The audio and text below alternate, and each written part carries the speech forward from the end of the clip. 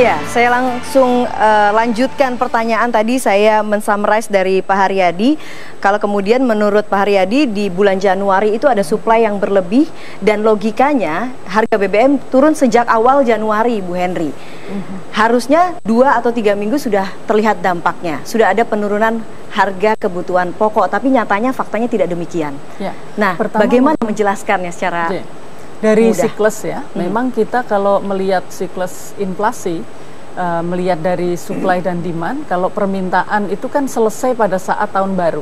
Ya, pada saat tahun baru udah lewat, biasanya memang permintaan kebutuhan bahan baku, makanan dan sebagainya itu akan turun. Sehingga kalau kemudian supply-nya tetap dan ada permintaan turun, semestinya harganya turun. Tapi kalau tadi dikaitkan dengan penurunan harga BBM tadi, kenapa kemudian harganya tidak turun? Memang kan faktor penyebab ya, kalau misalnya seperti Mas Haryadi itu kan komponennya kan banyak ya. Satu itu kalau inflasi disebabkan oleh harganya sendiri yang naik, yang kedua adalah ekspektasi.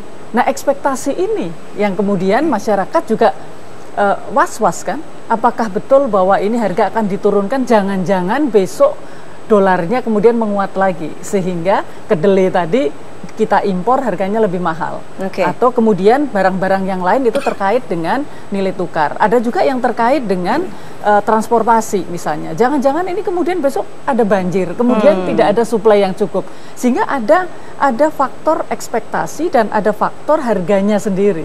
Sehingga kalau kita melihat kenaikan harga BBM tentu itu otomatis terjadi kenaikan harga karena yang naik duluan adalah ekspektasinya gitu. Nah, jadi ini yang makanya harus dikelola. Yang pertama bahwa kalau kita bicara tentang inflasi maka pemerintah harus mengelola dua, harganya sendiri dan ekspektasinya. Makanya kenapa kok kemudian kalau mau kenaikan harga jangan ditunda-tunda karena harganya belum naik, ekspektasinya sudah naik.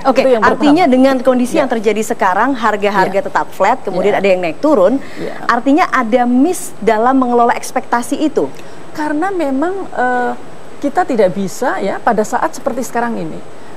Harga BBM memang ditentukan oleh pemerintah, tetapi harga bahan dasar seperti sembako dan sebagainya itu kan ditentukan oleh pasar. Ya, jadi kalau misalnya kemudian pasar itu tidak mau menurunkan harga, nggak akan bisa. Tangan pemerintah itu memang tidak ada di situ. Maka yang selalu kami sampaikan bahwa pemerintah itu harus ada tangan yang kuat. Tidak cukup hanya Bulog bahkan, tetapi juga BUMN yang lain untuk mengontrol paling tidak. Pertama tetapkan dulu yang disebut dengan pangan strategis atau kebutuhan dasar strategis itu apa, dan itu harus ada kebijakan yang berbeda dibanding dengan kebutuhan dasar yang itu bukan strategis. Nah itu sampai hari ini kan tidak ada, sehingga ini akan ditentukan oleh pasar ya, karena sekarang ini hanya ada Bulog dan Bulog itu hanya beras dan itu juga tidak akan secara langsung intervensi itu dilakukan. Nah, jadi harus ada perubahan kebijakan secara menyeluruh kalau kita berharap penurunan harga BBM juga akan diikuti oleh harga yang lain. Kalau masalah intervensi sebetulnya ada tangan-tangan kepala daerah. Seberapa jauh sebetulnya kepala daerah ini bisa melakukan intervensi itu?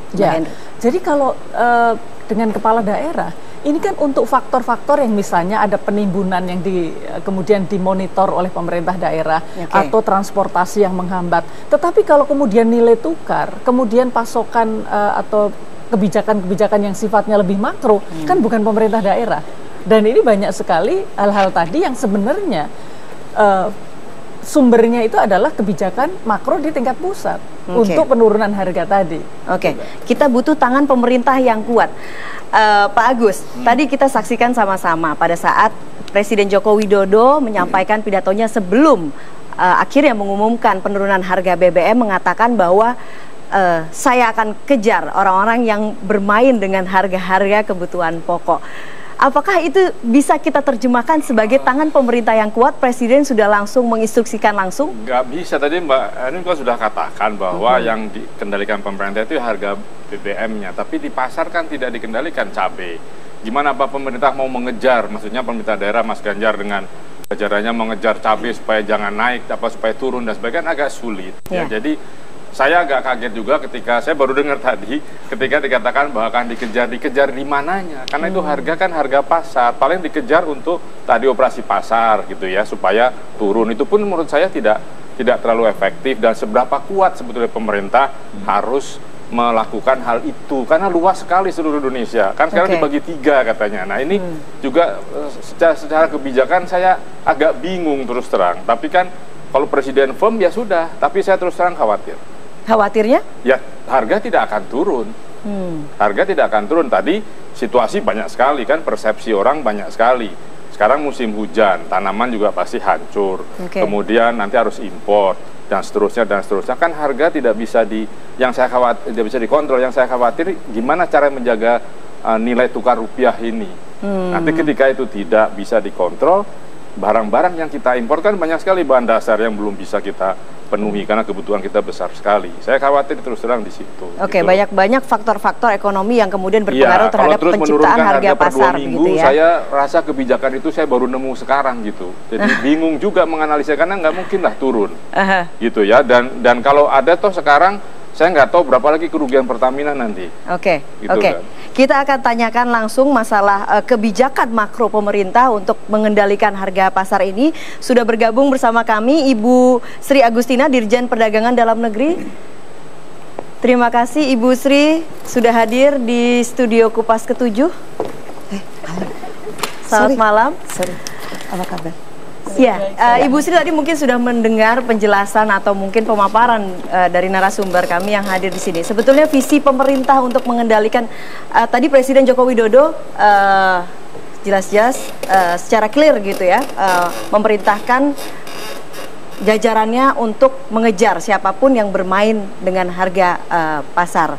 Nah, penjabarannya seperti apa, Bu Sri? Kalau boleh sebelum itu saya ingin menjelaskan dulu.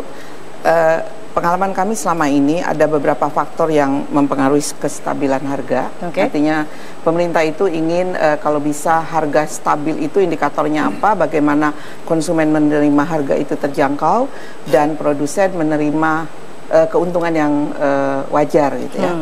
Nah, ada 4 indikator atau 4 penentu yang biasanya mempengaruhi kestabilan harga. Pertama adalah faktor supply demand. Tadi mungkin sudah sempat dibahas bahwa supply demand itu biasanya terkait dengan iklim, terkait dengan adanya kekurangan pasokan karena gangguan produksi. Kemudian yang kedua biasanya karena terkait dengan kurs dolar. Jadi kadang-kadang kita ada produk-produk yang memang belum ada. Seluruhnya diproduksi di Indonesia, kedelai masih kita impor. 70% kedelai masih kita impor. Sapi sebagian besar masih kita impor. Pakan ternak jagung masih kita impor.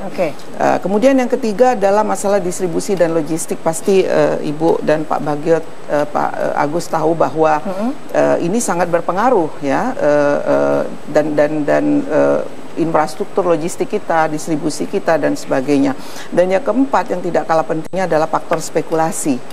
Nah, faktor spekulasi ini juga memegang peran penting. Karena itulah kami mengintensifkan saat ini khusus untuk faktor spekulasi, dan kami mengintensifkan khususnya Pak Menteri Perdagangan, Pak Rahmat Gobel, mengintensifkan yang namanya pengawasan ke gudang-gudang sampai ke pasar-pasar. Seberapa besar sebetulnya ulah spekulan ini yang mengganggu harga pasar? Baru-baru ini kami sudah pergi ke hampir 30-an gudang, tapi memang waktu itu karena Pak Menteri berkesempatan hanya pergi bersama tim itu ke sekitar 3 sampai 4 gudang saja. Modusnya adalah pertama penimbunan. Penimbunan itu sangat dilarang oleh Undang-Undang Perdagangan. Kita sudah ada Undang-Undang Perdagangan nomor 7. Dan ada sanksinya, penjara sangat ya. Ada sanksinya. Nah, itu penimbunan, indikasinya adalah penimbunan.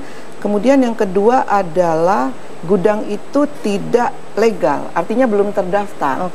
Kita ada aturan bahwa setiap gudang, semua gudang di Indonesia harus memiliki tanda daftar gudang. Sebetulnya dari tahun 2006 peraturannya, dan kita perbaharui baru-baru ini tahun 2015 melalui peraturan Menteri Perdagangan yang baru, yaitu seluruh gudang harus terdaftar. Dan khusus untuk gudang bahan kebutuhan pokok, dia harus teradministrasi dengan baik, dicatat masuk keluar dan stoknya.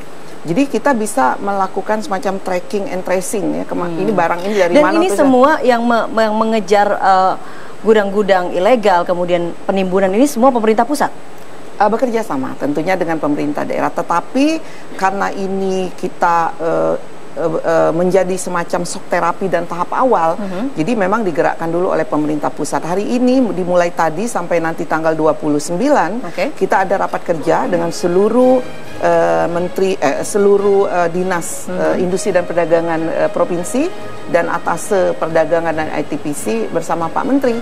Jadi kita sekaligus menjelaskan itu semua. Selanjutnya kita akan tanyakan kepada kepala daerah bagaimana kemudian kontribusinya untuk membantu upaya pemerintah memberantas masalah penimbunan harga sembako ini. Tapi setelah pariwara, pemirsa tetap bersama kami di Kupas Ketujuh.